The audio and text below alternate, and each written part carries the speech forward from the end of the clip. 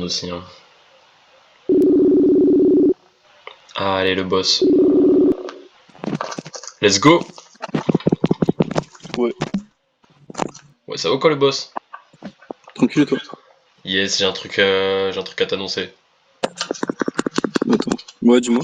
Ouais. Tu vois le stand-up, on fait du stand-up entre nous, c'est nice. Ouais, c'est drôle. Ouais, bah on passe au Comedy Club à Lille le 26.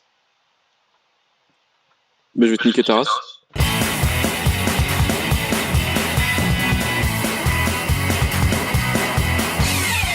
Je te jure, c'est vrai mon gars. Du coup, le 26 Comedy Club, hein. Alors oui, cette conversation a déjà bel et bien existé un mercredi après-midi de décembre 2024, et donc on s'est retrouvé à aller à Lille au Bazar Comedy Club un mois plus tard pour faire du stand-up. Donc pour ceux qui ne voient pas ce que c'est, ça se résume à faire des blagues. Je sais pas si vous avez remarqué, mais les nouilles c'est comme des spaghettis mais avec une permanence. Et pour Jérôme et moi, c'était la première fois qu'on faisait ça devant un public. Parce que oui, en soirée devant des potes, c'est pas la même ambiance. Là cette fois on était sobre et stressé, et notre plus grande hantise juste avant de monter sur scène, c'était d'oublier notre texte. Oh, petite pause, j'ai oublié mon texte. Vraiment. J'ai un trou, je vais regarder mon texte. Je vous préviens, ça arrive plusieurs fois. Je regarde mon texte. Putain, j'ai encore un peu de texte, excusez-moi. J'avais 203. Ouais. Non. Devinez quoi?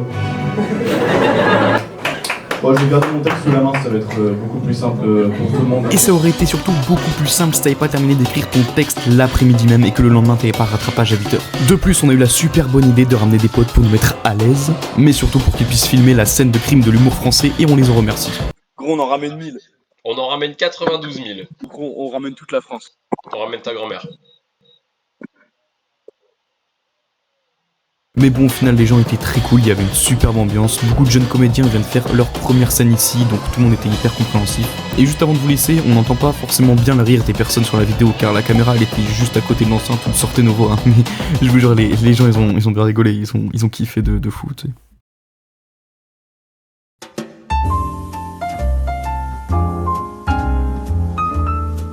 On commence à faire du bruit, on fait du bruit, on fait du bruit.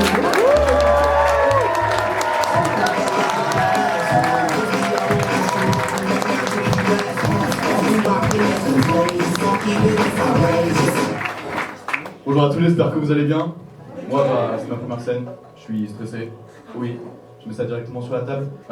Donc moi c'est Oscar. Oscar en hébreu ça veut dire lance... Bon, en vrai on s'en bat les couilles un peu.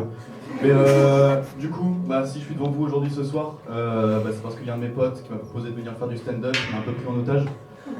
Alors du coup il m'a juste dit, le briefing c'était tu dois faire 5 minutes. Les seules fois où j'ai essayé de tenir 5 minutes, elles ont été déçues. Puis j'ai pleuré. Alors il m'a dit c'est pas grave, tu fais des vannes, tu nous fais rire en général. Là j'ai pas le droit de me foutre à poil et de faire l'hélicobite. C'est très différent. Donc il m'a conseillé de parler de sujets que je connaissais, avec lesquels j'étais à l'aise.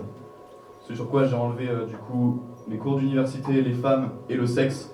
Et je me suis dit tout simplement que j'allais parler de moi, vu qu'ici, contrairement à mon entourage, il y a des gens qui m'écoutent, et ça fait plaisir. Alors du coup, moi je suis Oscar, étudiant en audiovisuel à Valenciennes. Et quand on connaît les gens en audiovisuel et qu'on connaît la faune locale de Valenciennes, on sait que ces deux choses vont pas ensemble. Ouais, voilà, en fait, traîner avec des gens en audiovisuel dans Valenciennes, c'est comme être juif en 45. Alors, vous m'excuserez, hein. J'aime bien l'humour noir, je me permets d'en faire. J'ai pas mal de potes qui sont rebeux, renois, asiatiques, juifs, chrétiens, musulmans. Alors, ouais, mes relations amicales, c'est un peu comme l'arche de Noé, mais pour les humains. Bien sûr, j'ai pas précisé, il y a aussi beaucoup de LGBT dans mon entourage, vu que je suis en audiovisuel.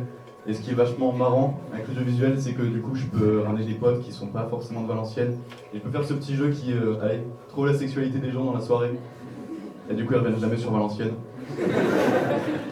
Ouais, Valenciennes, ça change un homme. C'est spécial. Première soirée que j'ai fait en L1, au bar, je suis tombé dans une baston à 5 contre 1. Et c'était moi qui étais tout seul. Donc ouais, on peut se demander pourquoi 5 hommes pour une carrure comme ça. Je me le demande aussi, je devais lever la tête pour regarder leur menton, c'était assez chaud. Mais si je devais décrire un peu la scène, c'était un interlocuteur principal face à moi qui me proposait de venir seul à seul avec ses 5 potes à l'écart de la foule. 2 autres qui me faisaient des câlins un peu bizarres, voilà, en essayant de me tirer comme ça, et puis un dernier derrière moi qui servait un peu dans mon sac comme un huissier de justice. Mais bon, je vous rassure, tout s'est bien terminé, je leur ai cassé la gueule avec l'aide des staffs qui font de la boxe. Je regardais un peu le truc de loin, c'était vachement cool à voir. Ouais. Du coup, les bars de Valenciennes, c'est un truc aussi, c'est un monde à part. Voilà, s'y être pote avec des gens en audiovisuel, c'est comme être juif à l'époque. Bah, les bars, en fait, c'est ma chambre à gaz. Alors moi, de base, je suis d'Arras, c'est une ville de gentils. Et en plus d'être du coup d'Arras, d'être gentil, je faisais des activités de gentils là-bas, notamment le conservatoire. Le conservatoire, c'est ambiance très scout, catholique, être très droit. Voilà, tout moi, vraiment quelqu'un qui sait où il va dans la vie. Ah oui, du coup, bah, j'ai pas précisé, mais en tant qu'étudiant en audiovisuel, on boit pas mal, certainement aussi pour oublier qu'on est à Valenciennes. Ouais, ça marche tellement bien de boire pour oublier que bah, je me retrouve au rattrapage. Pour ceux qui connaissent pas trop l'ambiance des rattrapages, quand t'apprends que t'es au rattrapage, c'est aussi stressant d'apprendre que tu fais un stand-up sur l'île un mercredi soir. Et justement, du coup, en écrivant ce stand-up, je crois que j'ai compris pourquoi du coup je me faisais frapper dans les bars. Et donc du coup, si vous me croisez à la sortie, je vous demanderai d'y aller mollo. Et sur ce, ben, souhaitez-moi bonne chance pour demain pour les maths. Et moi, je vous souhaite une bonne soirée, puis du coup, je vais vous laisser avec Erika.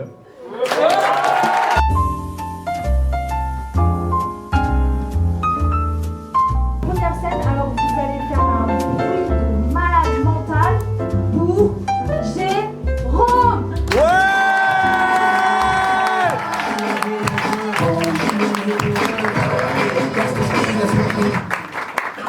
Salut. Vous allez bien? Ouais, ça va, vous passez une bonne soirée, c'est cool. Et waouh, de base, moi je devais pas du tout être là. J'étais censé me retrouver en tête à tête avec une bonne grosse pinte de bière. Tu vois, de la Kronenbourg. Vous connaissez la Kronenbourg? Kronenbourg, c'est genre une bière pas chère du tout, qui a le goût de la vie étudiante. Apparemment, si tu la prends, tu la mets à ton oreille comme un coquillage, tu sais. T'entends des plaintes d'étudiants, un peu en mode de moi, j'ai pas eu mes partiels. Moi, ce semestre, je me reprends en main. Bah ouais, moi ça a pas raté, je suis au rattrapage demain. Hein, normal. C'est cool. De rattrapage, je le voyais pas ultra humiliant. Genre, tu sais, t'as l'impression que ton diplôme il est parti sans toi, comme ça il court.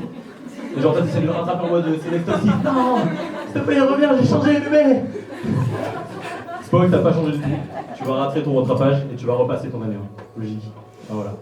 D'ailleurs, la vie étudiante, c'est pas du tout des cours, c'est des soirées. Et qui dit soirée dit alcool.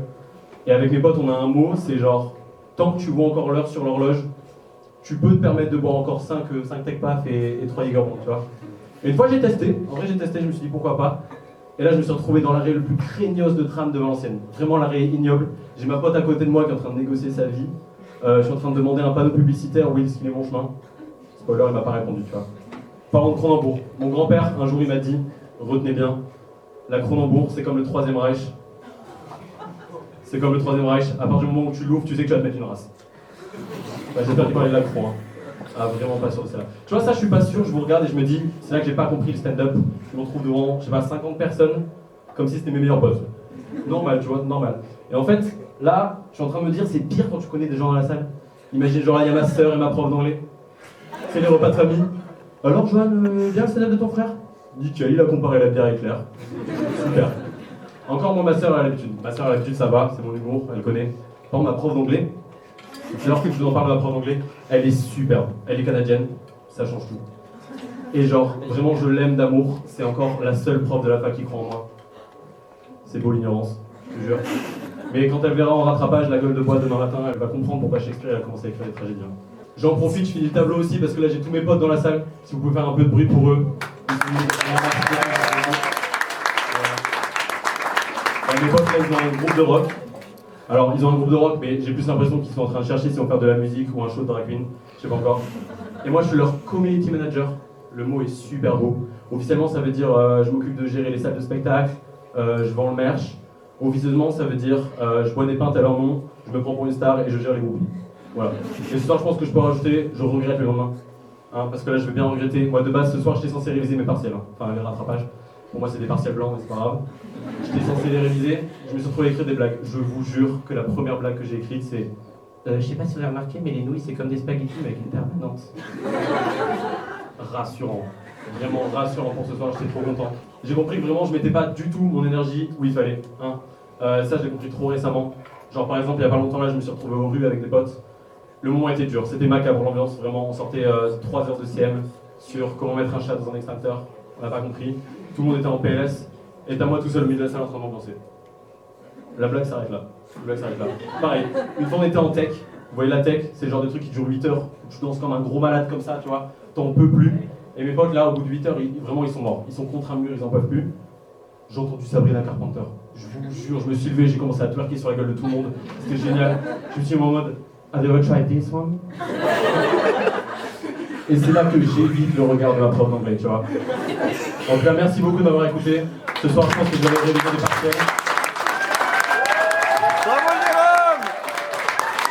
Merci beaucoup. Bref, en gros, voilà ce que ça a donné pour une première expérience du stand-up sur scène. Et pour le coup, on n'est pas trop déçus du résultat, hein, ça aurait pu être bien pire. Donc on s'est dit, pourquoi pas un jour tout simplement faire ça une deuxième fois avec d'autres potes qu'on inviterait. Bien sûr, on remercie le Bazar Comedy Club de bien avoir voulu nous laisser faire notre première scène. Et bien évidemment, on remercie Yorick d'avoir eu la gentillesse d'être venu filmer, car tout simplement sans lui on pourrait pas faire cette vidéo. Je tiens à rappeler aussi que toutes les vannes qui ont été faites pendant le stand-up, c'était pour le stand-up, hein. Faut pas le prendre personnellement si vous êtes senti touché sur quelconque vanne ou quoi, mais attrapez pas notre veste, s'il vous plaît. Sur ce, merci d'avoir regardé la vidéo, ça nous a fait grave plaisir de le faire.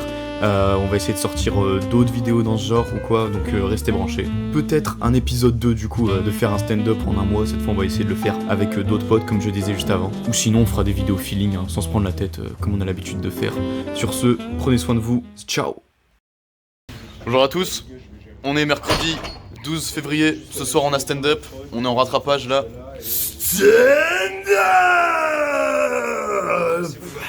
Ça tu vois, ça sera coupé au montage. Non, c'est pas obligé. I don't know where I've been. Should I go?